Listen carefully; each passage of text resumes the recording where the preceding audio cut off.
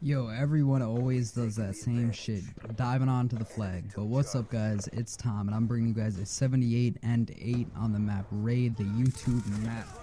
And this actually, in a lot of ways, could have been a 100 plus, and I am using the PDW.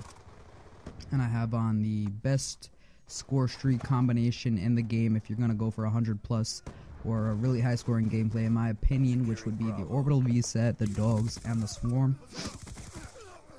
Excuse me, sorry about that. Get drop shot at Sun, and I don't know about what happened after the patch, but it seems like drop shotting, and as I go on a little rampage right here, and I have no idea how that freaking bus doesn't blow me up, but it feels like drop shotting after the patch, you actually drop a little bit quicker. I don't know, maybe I'm just imagining it, but it kind of does feel like that, because I remember when this game first came out, I even heard Wings of Redemption say it, that they took away stuff that skilled players do, like you can't really drop shot as quick anymore, it's not really even helpful because you don't drop quickly. But I don't know if it's just me, but it feels like I'm dropping a little bit quicker now, and yeah, so it kind of feels more helpful now, but it's definitely still not at the same level it was at Modern Warfare 3, because drop shotting in Modern Warfare 3 just owned, in my opinion. I did it all the time. It saved you so many deaths, but in this gameplay, I'm doing something that a lot of commentators would not do. I'm actually showing you guys the first half of the gameplay where I don't really do good, and a lot of commentators, if they don't do good in the first half, you know, they like to shorten the gameplay. A lot of people like shorter videos on YouTube, especially in the COD community. I'm showing you guys all my mistakes, and I'm about to make a big mistake right here. I kill this guy, yeah, but then you saw they're all spawning in the back of the C flag. I take my eye off that left side for too long. The guy runs through the middle and kills me. You really can't do that. I don't know if they had a UAV up. I don't know if it would have been more helpful to run Ghost in this gameplay, but that's the only thing. So I made a mistake right there. And in this game, you kind of just have to analyze your mistakes. And I definitely made a mistake right there. But in this gameplay, I'm running hardline with, I'm actually running the wild card where I run two third tier perks. I'm running dexterity and extreme conditioning, and my second perk, I believe, I can't really think of the name right now, but I believe it was, well, anyway, that's not important, but anyway, I'm using the PDW, and this is after the patch. And the PDW actually does seem to still be the best gun in the game to me, even after the patch. If anything, maybe they added a tad bit of recoil to it, but and these cars in here are really cool. I don't know, they're just sexy in my opinion. But I make a lot of mistakes in this gameplay. It's a really sloppy game. As you see, I died again right there. What I did right there is I just ran blindly into that room, and I let the guy. I was going after the one guy, but I do this thing where I get too caught up on the guy I'm shooting at that I don't pay attention to anything in front of me, and I really should have caught on to that guy standing in front of me and killed him. And I should have went after him first, because obviously he is looking at me, and I should have actually made sure that the room was clear, because the other guy wasn't even looking at me. So I made a lot of mistakes in this first quarter, or no, first half. What the hell am I talking about? And I just kind of wanted to show you, and actually an advantage to being a YouTube commentator and watching over this gameplay right now. And that was kind of a good move right there. You don't want to go 5-on-1, or how many people there were. They were all charging up. I get 2 kills to end the round right there, which was really nice. But yeah, overall I really didn't do good in this first half, or first half. What am I saying? And I would have had another kill right there, and it would have been another one for my Orbital Vsat building up in the second round. But it's kind of unfortunate. But the round ended right before I could kill him. But that's alright. And yeah, there were a lot of mistakes. It was a very sloppy game. But like I said, looking back at this game and looking at all my mistakes, I could correct them. And look at this only using blade guy running around with a combat axe trying to knife people. But if I could correct them and have a better first half, I made a lot of mistakes in the second half as well. If I could do better, this easily could have been a 100 plus.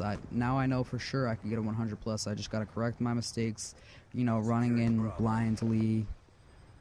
But I do really think my class setup was great in this game. Maybe you want to swap out hardline for Ghost, you know, that's on you. But I feel that hardline's really good in this game. You know, 20% is a lot, especially for the higher kill streaks like Swarm, Orbital Vsat, and Dogs. And a lot of people say you want to call on the Orbital Vsat and Dogs at different, like you want to wait for one to be over so they don't compete for kills. I completely disagree with that statement. I think that you should call them both in at the same time all the time, and you'll see why in this gameplay. They go off together, they go ham, and when I call in one and not the other, like if I just call in the dogs by themselves, it makes the enemy team a lot easier for, you know, them to take out the dogs, and the dogs won't get as many kills. I mean, maybe they'll get like 5 kills or something like that, but if you call them in both at the same time, the dogs kill, they can't hide, because, and I grabbed my Vsat right there, and I was getting in a sticky situation. I was like, help, help. I saw all these guys in there. I get my swarm, thankfully, and then this guy comes in there with a freaking Wally, as Wings of Redemption will call it, and he kind of saves my ass, because I was getting a little bit surrounded, had to reload. It was kind of getting crowded in there, if you know what I mean.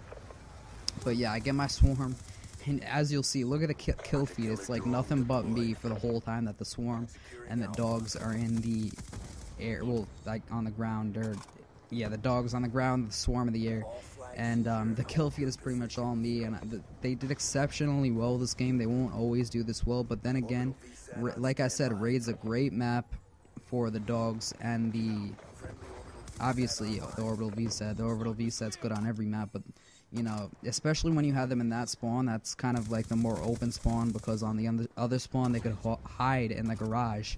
There they really had nowhere to hide, so it kind of just went off on them in their spawn. Killed all of them, got so many kills, don't even know how many.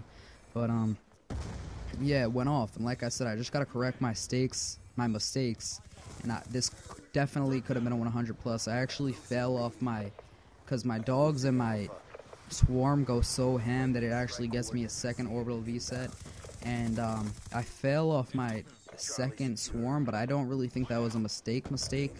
It was more kind of like, I think it was a lag comp, to be honest, but you know, it was a 1v1 gunfight. I ran out, he ran out, and it really wasn't more of a mistake. It was just kind of like a fair death. But if I could have got more lucky there, I would have had another swarm, and after all my mistakes and my bad first half, right there is what I'm talking about. 1v1 gunfight, somehow he beats me, but you know, it's alright. If I could have had my second swarm, it could have been possible. It probably would have been a 90 kill game, and here was another mistake. I run into like 3-4 guys, how many ever is over there, throw a desperation C4, it doesn't do anything, and I really do recommend running the C4 as well. The C4 does work. It always is getting you out of those sticky situations as well.